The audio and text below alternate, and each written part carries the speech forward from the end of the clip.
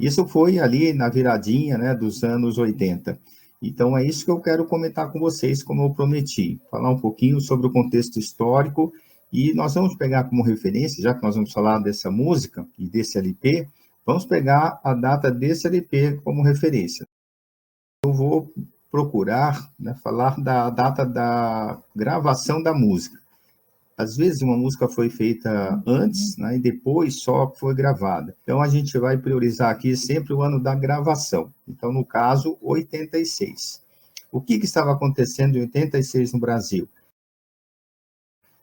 Tinha acabado de acabar a ditadura militar. Então, aqui vocês estão vendo algumas manchetes dos jornais, né, da época.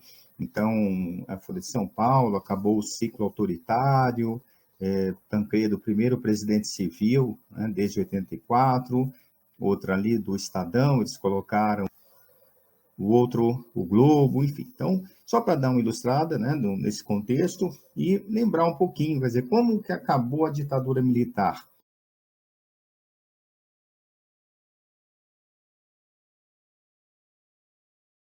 A ditadura começou em 64 e ela teve vários ciclos, né? Um primeiro, uma fase um pouco, vamos dizer assim, mais light, de 64 até 68. 68 veio o AI-5, a ditadura ficou mais ostensiva.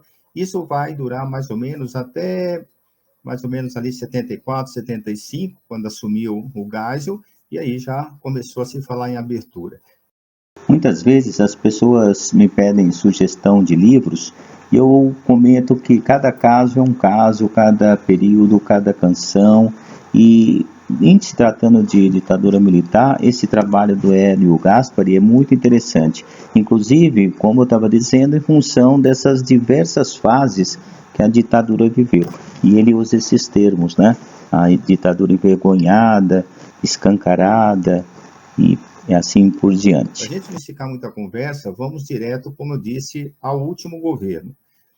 Quando assumiu, né, o João Batista Figueiredo, em 79, e inclusive o mandato dele teve 6 anos, não é? Os militares sabiam que seria pouco provável eles conseguirem esticar mais aquele período autoritário, então, já vislumbrando isso, deram um jeito de esticar mais 2 anos ali no mandato. Mas eu iria comentar com vocês, como eu disse, a transição. Então, aconteceu um processo relativamente lento, né? Começou lá em 75, passou também, apesar, né, de se falar em abertura, tivemos casos trágicos, como, por exemplo, o assassinato do Vladimir Herzog, do operário, né, Fiel Filho, nas dependências do DOI-CODE.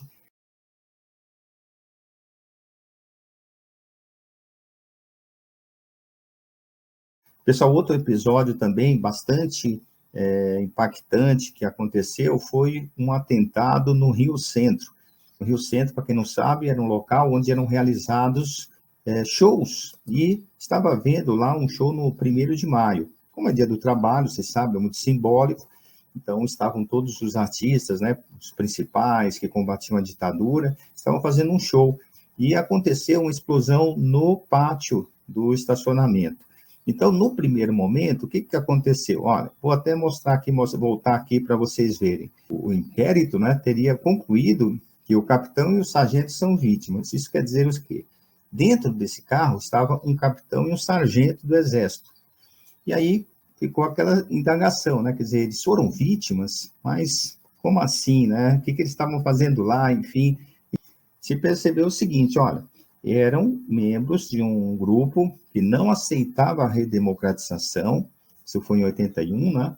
E eles iam colocar a bomba dentro do teatro. Então, vocês imaginem quantas pessoas, né, iriam provavelmente morrer, né, em função não só da explosão, mas se haver um tumulto, iam ser, né, pessoas pisoteadas e tudo mais.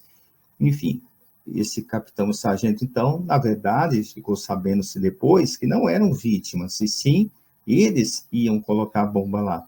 Só que a bomba estourou dentro do carro. O sargento faleceu, o capitão sobreviveu, e foi uma longa história, como, né, estávamos ainda vivendo o período ditatorial, ninguém quis mexer aí nesse vespeiro, E, na verdade, até hoje se arrasta aí uma discussão sobre esse atentado. Vendo de uma forma retrospectiva, dá para perceber que houve ali, né, cada ano havia um processo, né, realmente de democratização que culminou, como nós já falamos, no final da ditadura.